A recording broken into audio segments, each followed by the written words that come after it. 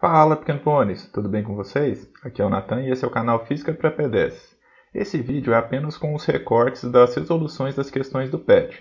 Se você quiser se aprofundar, e o tio recomenda fortemente isso, clique aqui no iCard para assistir o vídeo completo ou então no primeiro comentário, tá bom? Forte abraço, Feliz Natal, bom vídeo para vocês, tchau! Em uma obra, um trabalhador golpeia uma lata de metal usando um martelo para esvaziá-la. Após o movimento, observa-se que a temperatura da lata se eleva bastante. Com suas palavras, justifique o aumento de temperatura da lata devido à movimentação das partículas com o martelo.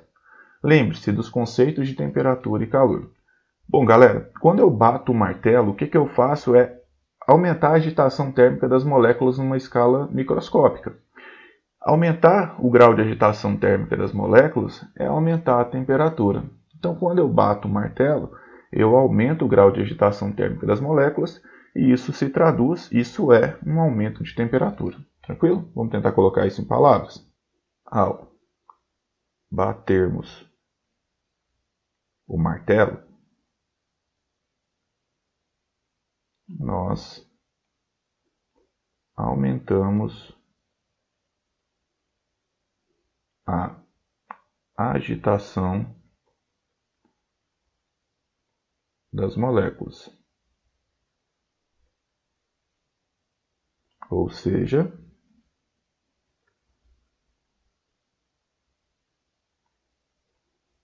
a temperatura dos corpos. Tanto do martelo quanto da lata que eu estou golpeando. Os dois aumentam a temperatura, porque durante o impacto aumenta a agitação térmica das duas superfícies.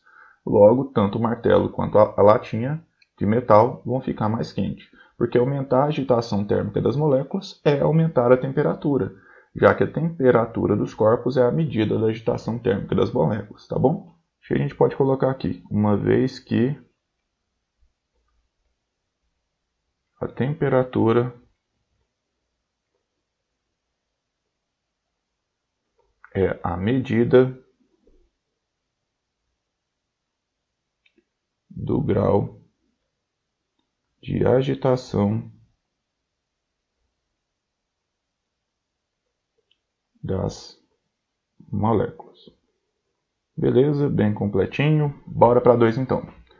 Galera, antes de fazer a 2, se inscreve no canal, deixa um joinha, não custa nada, seu dedo não vai cair e ajuda muita gente a crescer e atingir mais pessoas. Se puderem também, compartilhem com os coleguinhas. Quanto mais gente assistir esse vídeo, mais útil ele vai ser, tá bom? Bom, bora para 2 então. O calor é definido como uma energia térmica que flui entre os corpos. O fluxo de calor entre dois corpos em contato se deve inicialmente a... Então, só relembrando aqui, quando eu tenho dois corpos, só vai haver fluxo de calor quando houver diferença de temperatura entre eles. Um a uma temperatura menor e outro a uma temperatura maior. Vai haver doação de energia do mais quente para o mais frio, até que eles atinjam o equilíbrio térmico. Então, o fluxo de calor entre os dois corpos só vai acontecer quando eles tiverem temperaturas diferentes.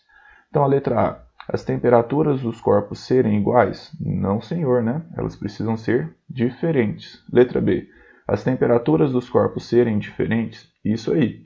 Letra B, então, está correta. Letra C, os corpos estarem muito quentes? Não.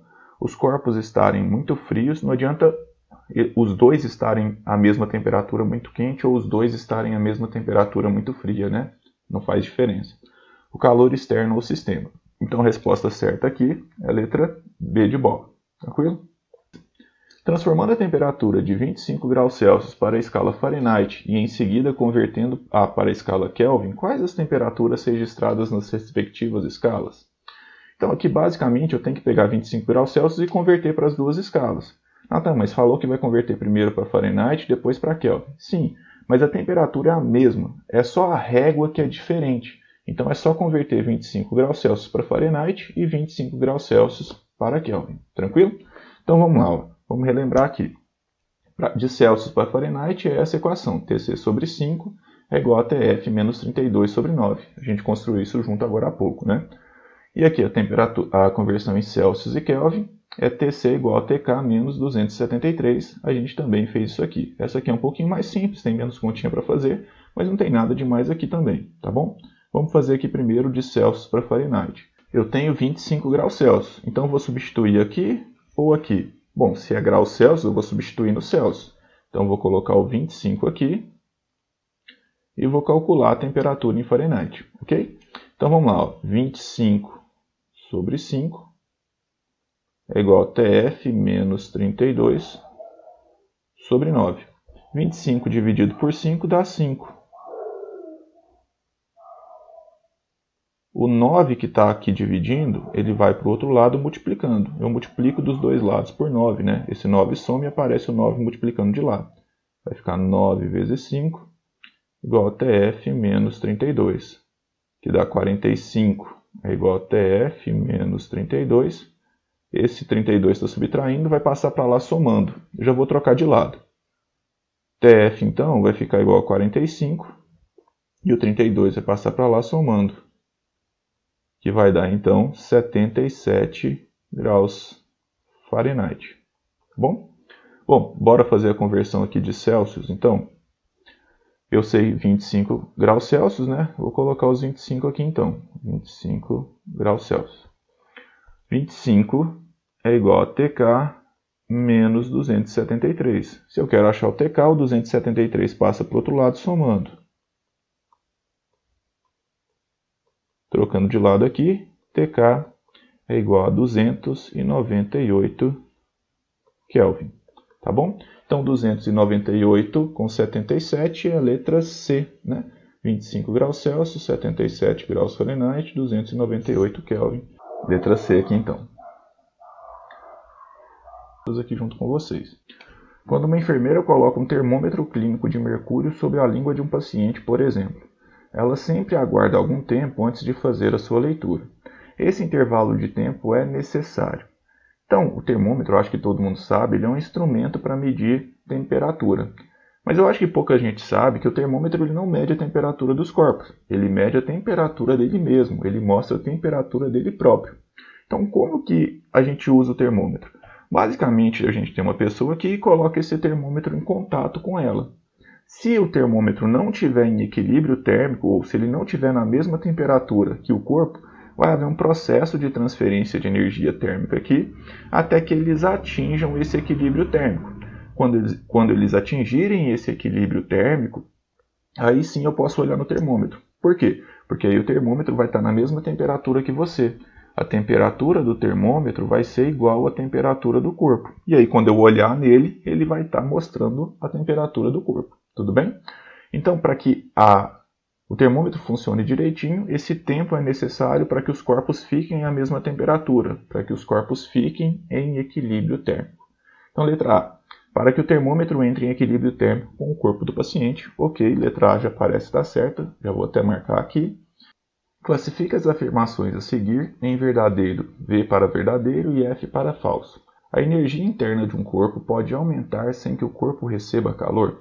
A energia interna de um corpo está diretamente associada à temperatura dele. Quanto maior a energia interna do corpo, maior a agitação térmica das moléculas, logo maior a temperatura. A gente viu no caso do martelo lá que quando eu bato o martelo, o impacto gera um aumento nessa agitação térmica.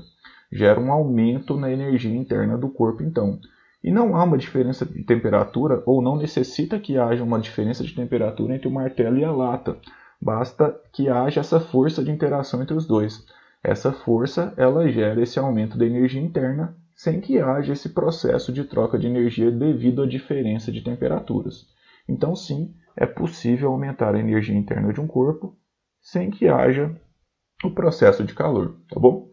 Esfregando as duas mãos uma contra a outra, a temperatura das mãos aumenta devido ao atrito entre as superfícies. Isso mesmo, quando eu esfrego as duas superfícies aqui, essa interação entre as duas superfícies, essa força que aparece aqui, que é a força de atrito, aumenta a agitação térmica das moléculas, logo aumenta a temperatura. Aqui há uma animação tirada do FET, e olha só, quando eu esfrego a superfície dos dois livros aqui, olha o que acontece de um ponto de vista microscópico aqui, de um ponto de vista das moléculas, numa escala molecular.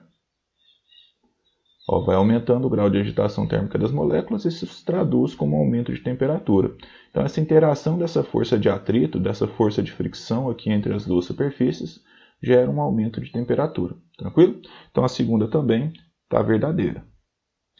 Podemos confiar somente em nosso tato para medir a temperatura? Bom, quando você está com a mão muito gelada, por exemplo, você estava lavando vasilhas ou alguma coisa do tipo, e encosta em uma pessoa, você sente essa pessoa mais quente do que de fato ela está. Ou quando você sai do banho quente e encosta na maioria das superfícies, você sente essas superfícies mais frias do que geralmente você sente. Então, a sensação térmica, a sensação do tato, ela é falha, ela não é muito precisa para medir temperaturas, tá? Porque depende da temperatura que sua mão está para essa aferição ser mais precisa ou não. A sensação térmica, ela te engana às vezes. Então, confiar somente no tato não é a melhor opção. Portanto, essa aqui é falsa. A temperatura de um corpo é a quantidade de calor que ele possui? Não, né? Temperatura é o grau de agitação térmica das moléculas.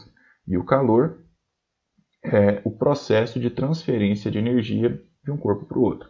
Repeti tantas vezes que eu acho que já deve estar memorizado aí, né? Então, essa também é falsa porque a temperatura não é a quantidade de calor de um corpo, tá bom? Bora para 6 então? Escolha a opção que completa corretamente as lacunas do texto. Por muito tempo na história da física, considerou-se que o calor era uma propriedade dos corpos, que a possuíam em uma quantidade finita. Esse conceito errôneo desapareceu no final do século XVIII, e hoje sabe-se que o calor é uma forma de, e portanto não tem sentido falar em... Quando a gente fala de calor, ele é um processo. O tio vai fazer uma analogia para tentar ficar mais simples de vocês entenderem isso, se é que vocês ainda não entenderam. Bom, pensa aqui que eu tenho duas fábricas, tá? E essas fábricas, elas possuem um estoque de caixas, tudo bem? Aqui na nossa analogia, as fábricas são os corpos, os dois corpos que estão interagindo. E eles possuem caixas que fazem o papel de energia, tá bom? E esse aumento de caixa se resume, né, numa quantidade maior, num estoque maior. E aí, quando uma fábrica tem muita energia, tem muitas caixas e a outra tem poucas caixas, aí aparece o calor. O que é o calor? É o transporte dessas caixas do que tem mais para o que tem menos. Então eu venho aqui, pego duas caixas e levo para o outro lado. O caminhãozinho, ele é o calor. Ele é o processo de transferência de caixas de energia de um corpo para o outro. Nenhuma das fábricas tem caminhão, nenhuma das fábricas tem transporte. O que as caixas têm é energia, é caixas. E quando eu tenho o transporte, há uma alteração na quantidade de caixas entre essas duas fábricas. Há uma alteração na quantidade de energia entre os corpos. Então, uma fábrica ela não possui transporte. Não faz sentido eu falar que uma fábrica possui transporte. O que a fábrica possui são caixas. Então, o corpo ele possui energia. E quando tem calor, tem um processo de transferência de energia de um corpo para o outro, mas nenhum dos corpos armazena calor, porque calor é um processo de transferência, ok? Fez sentido para vocês, galera? Então, beleza. Então, aqui, ó. E hoje sabe-se que o calor é uma forma de energia em trânsito, de transferência de energia, tá bom? Então, essa aqui está certa, temperatura não, pressão não, força não, momento não. Então, a letra A já está certa. E, portanto, não tem sentido falar em calor contido nos corpos, porque calor, por definição, é um processo de transferência. Então, se tenho só um corpo, eu não tenho transferência. Então, o corpo não tem calor sozinho. Fechou? Resposta certa aqui, letra A. Galera, foi esse o vídeo de hoje. Espero ter ajudado vocês. Se eu ajudei, clica no joinha, se inscreve no canal, compartilha com seus amiguinhos, que ajuda muito o tio aqui, tá bom? Feliz Natal para vocês, galera. Até a próxima. Tchau.